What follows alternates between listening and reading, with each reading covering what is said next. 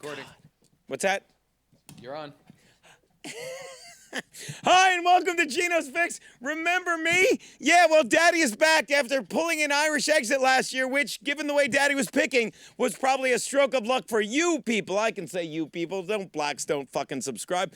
As there was not a pot of gold at the end of that rainbow the way I was picking. Of course, it didn't help that one angry little Irish elf, your friend, Kevy Brenny, was having a weekly meltdown, so I couldn't sit in that fucking green room and write the picks, because like a good little soldier, Daddy stayed out of that little girl's way. When now, and I will tell you, Steve's one of them, several have speculated that the real problem wasn't a little girl, but a bigger girl, his fucking wife, who was back at home and didn't want Kevy Brenny enjoying himself drinking with the boys every day for $100 cash and a free bar tab. Why am I telling you this? Because I'm trying to build confidence in you for the next 4 picks in how right Daddy is and will be about everything. I called Kevin Brennan for being a lying little bitch who has no claim to the pot of gold that lies ahead for you, the Geno's Picks subscribers. At the end of the rainbow, watch me make this a joke about calling his wife a whore. Of course, Kevin doesn't need one of those when his wife is at home and she's his own little pot of gold. And by that I mean a huge hole that every color of the rainbow comes inside.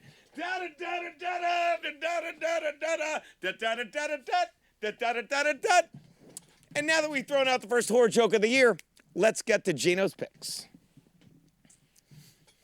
My first pick, the Vikings are giving 5 and a hook to the Bucks at US Bank Stadium. Be there in 2 weeks, me and Kiki. In a world that has changed for the worse so much in the past 3 years, it's good to see some things have remained the same. Unfortunately for the Bucks fan base, the thing that has remained the same is the fact that Baker Mayfield has consistently sucked a giant dick. Sit down, Billy. And I mean this. To his credit, this will be the 3rd town he's embarrassed himself in and the fan base in the past 3 seasons. Of course, the real embarrassment here isn't the Bucks fan base, as it's the Bucks front office, who obviously are looking towards getting a top-tier QB next season by having Mayfield stink up the joint, stink up that big battleship. As the Bucks use another term we learned from COVID, they are quietly quitting.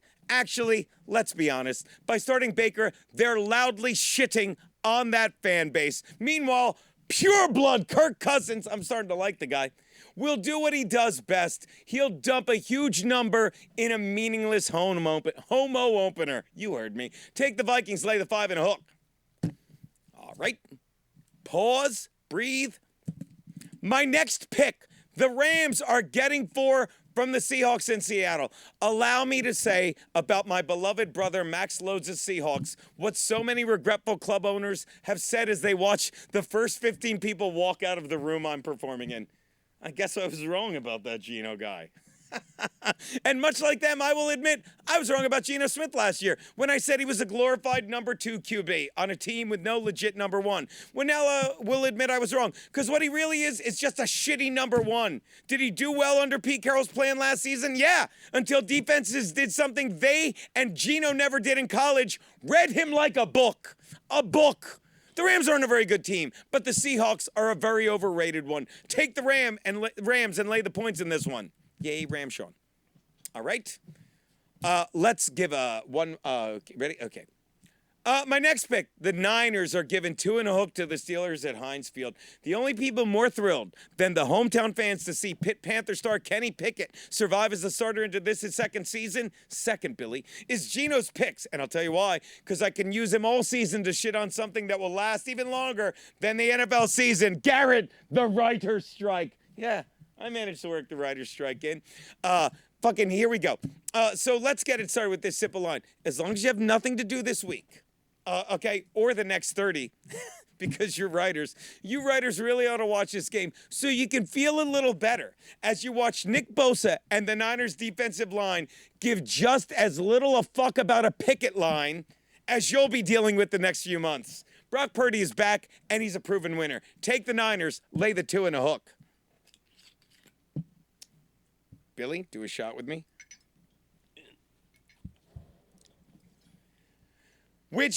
I'll just wing it. I'm looking.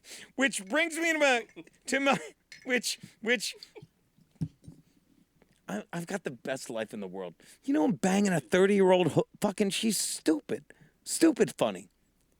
Which brings me to my Double Your Money Monday night bet. Billy, we don't have two cameras. Slide in. The Bills are giving 2.5 to the Jets at JetLife Stadium. Nope, don't see you. Billy, don't see you. Billy. Here's why. Billy, I need you to tell me, when is this game being played, Billy? Which one? The Monday night game. Oh, on Monday.